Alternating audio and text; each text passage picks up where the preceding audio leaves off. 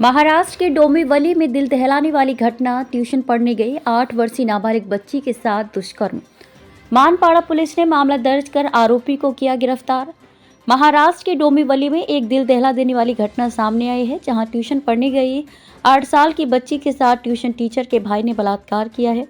इस मामले में पीड़ित लड़की के परिजनों ने मानपाड़ा पुलिस थाने में शिकायत दर्ज कराई। मानपाड़ा पुलिस ने आरोपी के खिलाफ मामला दर्ज कर उसे गिरफ्तार कर लिया। गिरफ्तार आरोपी का नाम वैभव जितेंद्र सिंह, उम्र 19 वर्ष है। मिली जानकारी के मुताबिक पीड़ित लड़की अपने परिवार के साथ डोंबिवली शहर में रहती है। आरोपी वैभव सिंह की बहन ट्यूशन टीचर है। उसके घर पर इलाके के बच्चे ट्यूशन पढ़ने आते थे। 15 जनवरी की रात 8 बजे पीड़ित बच्ची आरोपी के घर ट्यूशन पढ़ने गई थी। उस वक्त घर में ट्यूशन टीचर नहीं थी। तभी आरोपी वैभव ने पीड़ित लड़की का हाथ पकड़कर बेडरूम में ले गया और बेडरूम का दरवाजा अंदर से बंद करके पीड़ित लड़की के साथ जबरन दुष्कर्म किया।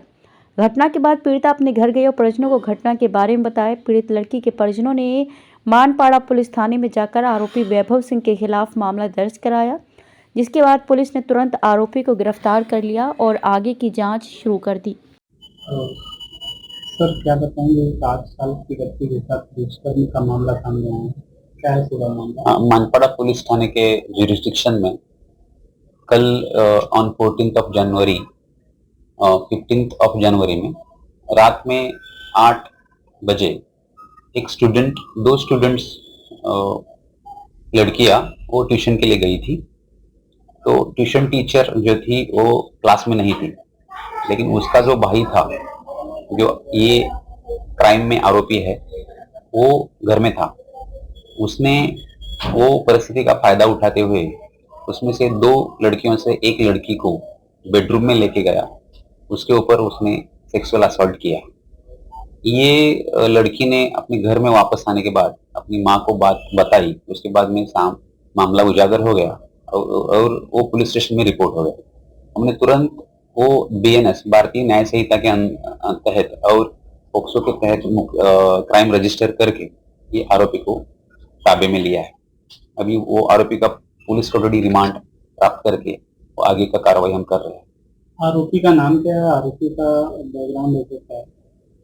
आरोपी ट्यूशन टीचर का भाई था। उसका नाम है वैभव जितेंद्र सिंह। उसका उम्र है 19 साल। मानपाडा पोलीस ठाणे हद्दीमध्ये एका 8 वर्षाच्या विद्यार्थिनीवर लैंगिक अत्याचाराचा एक प्रसंग समोर आलेला आहे आणि त्या घटनेवर आधारित त्यातील आरोपीला आम्ही ताब्यात घेतलेला आहे। आरोपी यातील विद्यार्थिनी आहेत, 2 विद्यार्थिनी होत्या। त्या ट्यूशन घेणाऱ्या मॅडमकडे क्लासला गेल्या असताना त्या ट्यूशनच्या ज्या मॅडम होत्या त्या घरी नव्हत्या आणि त्यांचा जो भाऊ होता वैभव सिंग यांनी त्या ट्यूशनच्या मॅडम घरी नाहीत त्याचा गैरफायदा घेऊन त्यातील एका पीडित मुलीला तो बेडरूम मध्ये घेऊन गेला आणि त्या ठिकाणी त्यांनी त्याच्यावरती लैंगिक अत्याचार केलेले आहे। आम्ही आरोपीला लगेच लागलीच ताब्यात घेऊन अटक केली आहे। आरोपीचं नाव आहे वैभव जितेंद्र सिंग, वय 19 वर्ष आहे आणि हे मुलीनं आपल्या घरी आल्यानंतर सांगितल्यानंतर तिच्या नातेवाईकांनी केलेल्या तक्रारीनुसार आपण गुन्हा तात्काळ दाखल केला आहे। आरोपीला आम्ही कोर्टात हजर करून त्याची पोलीस कोठडी रिमांड मिळवत आहोत।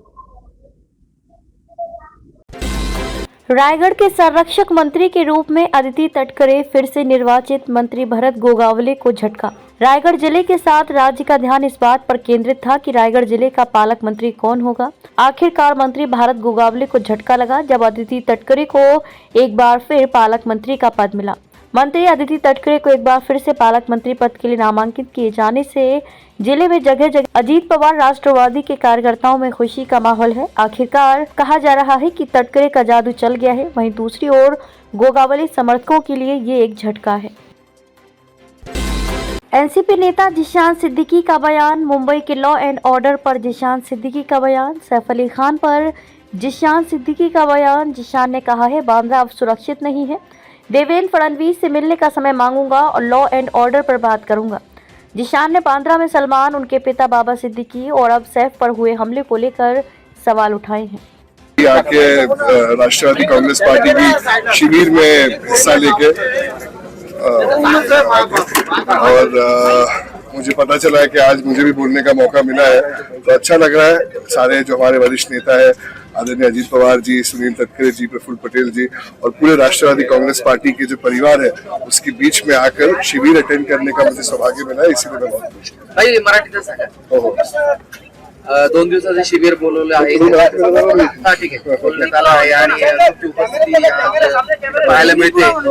एकंदरीत नवीन जोश आणि ऊर्जा कार्यकर्त्यांमध्ये आम्हाला निर्माण होणार आहे.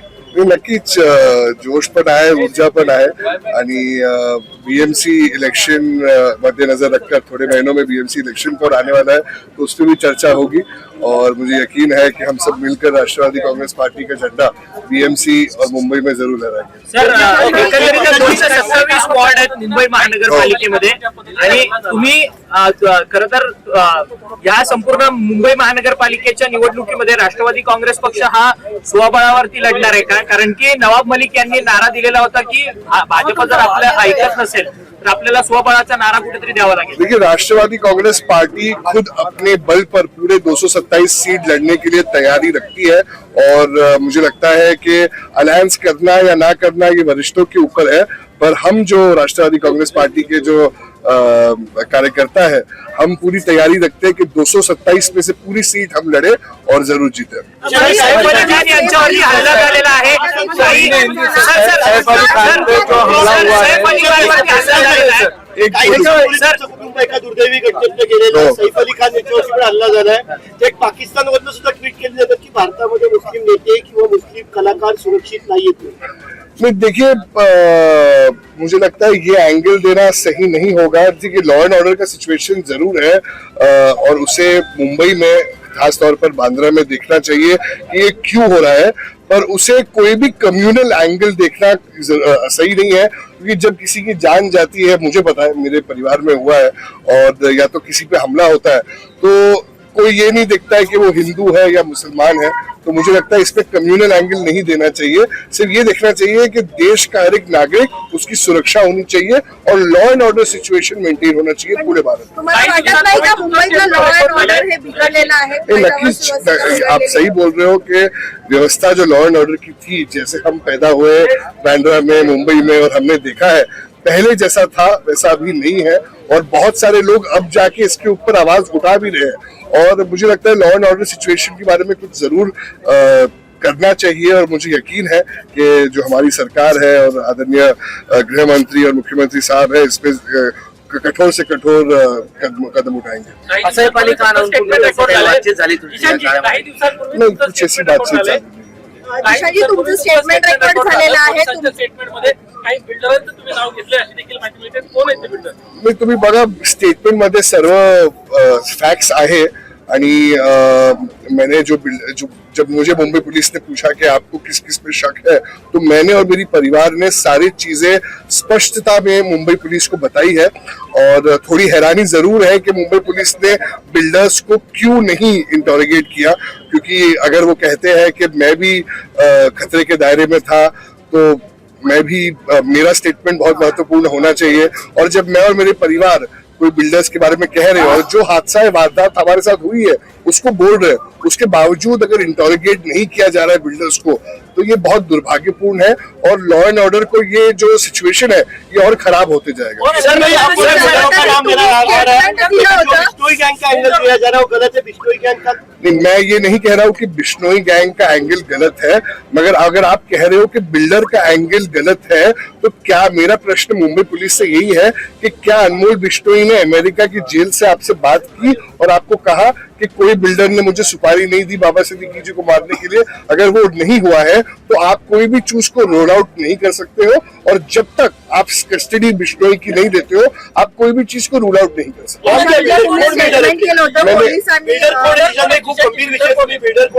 देखिए, मैंने बिल्डर्स के नाम मुंबई पुलिस को दिए हैं. वो मेरे, अगर आप जब आप जब चार्जशीट आएगी तो आप देख सकते हो कि चार्जशीट में भी आएगी।